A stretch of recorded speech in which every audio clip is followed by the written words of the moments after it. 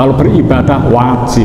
Nah, ini artinya temuriki tasih dan sembahlah ya, dan beribadahlah kepada Allah. Menika antawisipun beberapa keterangan akhir dari surat An-Najm. Semoga kita bisa mengambil pelajaran dan semoga membangkitkan, memantik iman kita untuk meningkat, terutama terhadap hari kiamat. Semoga kita semuanya dalam naungan lindungan Allah, dijauhkan dari azabnya, dari api neraka, diselamatkan bersama keluarga, orang tua kita, sanak kerabat, sahabat kita, untuk berada di dalam surga yang diridhoi Allah Subhanahu wa taala. Niki wonten pertanyaan mboten Pak? Oh monggo nggih, niki biasanipun pertanyaan nggih, niki kersane sing kula sampaike mboten salah paham. Kalau ada yang kurang jelas bisa ditanyakan. Nanti setelah tanya jawab kita zikir doa sejenak ya. Setelah itu mungkin ada perkenalan ya dari kawan sahabat kita untuk program di masjid ini. Monggo Pak. Assalamualaikum warahmatullahi wabarakatuh. Waalaikumsalam. Pak Yai, saya sebagai fakir iman maupun fakir ilmu agama, saya menanyakan ada 3 poin Pak Yai. Saya menanyakan definisinya umum murtad itu selain keluar agama, apakah ada? Dan itu adakah surat yang tersirat dari hadis sahih maupun hadis riwayat? Pertama. Yang kedua, apakah di saat kita berhubungan dengan istri sudah mandi junub atau mandi besar di kamar mandi, lalu kita masuk, kita melakukan lagi, apakah istri wajib melakukan mandi besar atau wajib suci lagi? Itu yang kedua. Yang ketiga, saya nggak bosan-bosan menanyakan, apakah seorang wanita atau ibu diwajibkan atau diharuskan ikut ke makam Pak? Ya. Karena di makom itu melayat suami atau anaknya. Karena pengalaman saya baru-baru ini, saya sudah mohon Bu nggak usah ikut, ternyata kekeh ikut sampai di sana maaf Haji, itu saya yang repot, ibunya semabuk Pak.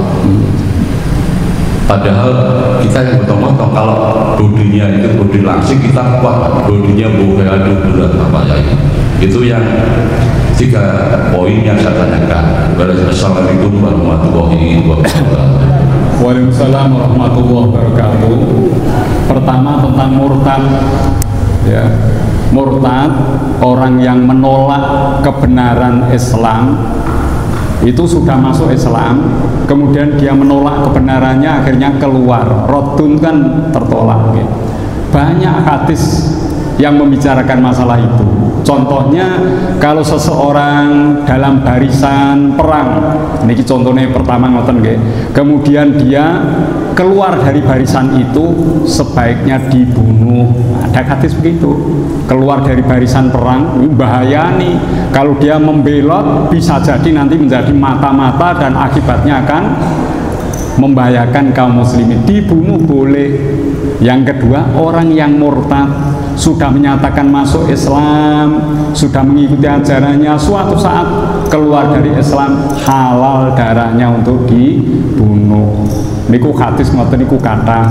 Dados bab murtad sing asli niku nggih keluar dari syariat Islam, tidak lagi mau percaya kepada Allah, kepada Rasulullah dan seterusnya. Ya. Nah, niku ngoten niku. Niku engkang paling pokok ngoten niku. Tapi murtad dalam turunan-turunan yang lain nggih kata. Istilahnya kula jenengan misale orang nganggep nek salat niku wajib, padahal Rasulullah Allah Subhanahu wa taala mewajibkan, ini murtad dalam bagian salat. Ngoten niku dipun wastani munafik karena belum total munafik. Ayatul munafiki salasun, tanda munafik 3. Idza hadasa kadzaba, jika berbicara dia bohong. Ngakune Islam tapi rak gelem salat kan bohong. Itu pertanda seperti itu. Jane tanda munafik tidak hanya 3, tidak hanya 4. Hadis lain arbaun, mangkana fihi kana munafikon kholison. Ada 4 hal, jika orang memiliki 4, dialah munafik yang tulen, yang asli. Sebetulnya tidak itu. Pernah kula fotokopi riyen, ada sekitar 50 tanda munafik. Dalam surat Al-Baqarah awal niku kathah tanda-tanda nih, idza qamu ila sholati qamu kusala yuraunan nas wala yadhkurunallaha illa qalila. Tan munafik niku nek diseru salat dia bangkit malasnya, nek gelem salat riya niku. Wala yadhkurunallaha illa qalila, dia berzikir kepada Allah itu sedikit zikirnya. Subhanallah serampung, tidak banyak zikirnya. Nah, niku tanda-tanda nipun nek dikumpulke sekitar 50 tanda munafik, dan itu bagian dari sebagian sifat menolak ajaran Islam atau orang yang murtad. Tapi murtad sebenar-benarnya ya keluar secara totalitas. Ngoten niku nggih. Syirik nggih ngoten, syirik sing sak benere nyembah selain Allah. Tapi syirik yang lain, kula njenengan infak sedekah riya, itu termasuk syirik. Tapi syirik khafi. Datang ke dukun menanyakan nasib syirik khafi. Tapi syirik sing asli nyembah selain Allah. Dados niku pancen nggih wonten klasifikasinya. Ngoten nggih. Nomor kali, jika pernah berhubungan dengan suami istri. Ini bab fikih, pun nanti kula terangke teng pecinta Al-Qur'an yang tanya ini sudah dijawab. Meskipun tidak keluar sperma saat berhubungan, tetap ini mengharuskan, mewajibkan untuk mandi besar. Kalau sudah mandi besar, melakukan lagi, timbul sifat malih pengen, kudu bar itu ya mandi besar lagi. Bar itu, nah Pak, ya mandi besar. Mandi besar itu terjadi karena ya iltiqaul khitanaini, bertemunya 2 alat yang dikhitan itu faqat wajabal ghusl, orang itu wajib mandi. Dan itu ya dalam hadis lain disebutkan al-ma'u minal ma', kalau orang itu mengeluarkan sperma maka dia harus mandi besar. Lah niku dados rumuse ngoten niku. Berkali-kali melakukan ya berkali-kali mandi. Nek misalnya wis melakukan durung mandi, terus engkau jeda waktu 1 jam 2 jam melakukan lagi, apakah mandinya 2 kali? Cukup sekali. Yang terakhir nglakoni mandi sawake masuk angin tenan nek ngono ya. Terus mandinya cukup yang terakhir, dan mandi itu karena akan melakukan ibadah sholat. Nek engko sik ya ora apa-apa. Masih Pak atis sik bengi ya menunggu siang hari menjelang subuh mboten napa-napa. Nomor 3 aku lali Pak apa Pak? Oh iya, ini. Namun bagaimana kalau ibu-ibu, istri-istri, perempuan-perempuan ikut mengantarkan jenazah dulu ke makam? Rasulullah pernah mengatakan, apa yang akan kamu lakukan setelah sampai di kubur? Kami hanya mengantarkan, pulanglah kamu. Sebaiknya tidak ikut mengantarkan jenazah. Nek wong lanang-lanang memang akan ikut menguburkannya, ya. Nah itu diperlukan tenaganya. Maka yang perempuan sebaiknya tunggu di rumah saja, tidak ikut ke makam. Itu sebaiknya. Tapi ini kalau memang dipaksa ingin ikut, ya supaya bisa menjaga diri untuk tidak menimbulkan fitnah, jangan sampai mengganggu para bapak-bapak di sana. Tapi saat ini ya akeh sing do nggawa kembang atau melu tok nggur pengen weruh. Niku sebetulnya untuk perempuan tidak dianjurkan, hanya laki-laki yang dianjurkan itu. Kenapa? Karena perempuan itu punya perasaan yang halus.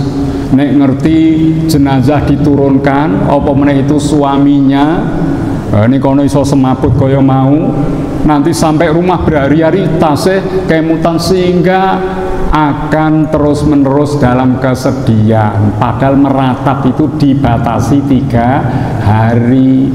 Nah iso bar 3 dina dilalekke pancen dadi ketentuane Allah, kedah ngoten. Mulane takziah niku wektune sing saapi maksimal 3 hari, masa berkabung 3 hari. Nek bar niku sebaiknya untuk tidak takziah supaya sahibul musibah bisa napa niku melupakan. Nah itu ya, soalnya takziah meneh ditakokne meneh piye sedone akhire nangis meneh, susah meneh.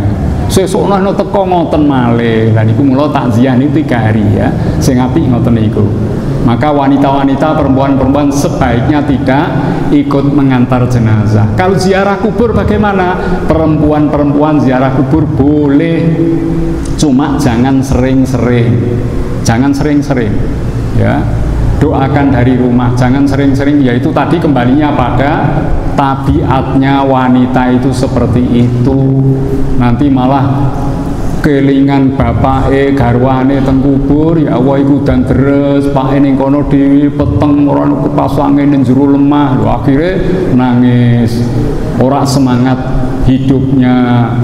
Ya akhirnya menjadi tidak baik. Nek bapak-bapak tetep ziarah kubur ya pengingat. Ya, tapi untuk ibu-ibu cukuplah mendoakan dari rumah. Bukan berarti ziarah untuk ibu-ibu tidak boleh-boleh.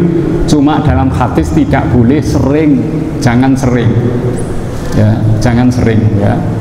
Nah, niku antawisipun Pak nggih, dados wanita sebaiknya untuk tidak mengantar jenazah sampai kubur, cuma dari rumah duka saja melepaskannya dan banyak-banyaklah mendoakannya, itu sudah mencukupi. Cekap nggih, mboten wonten pertanyaan malih nggih.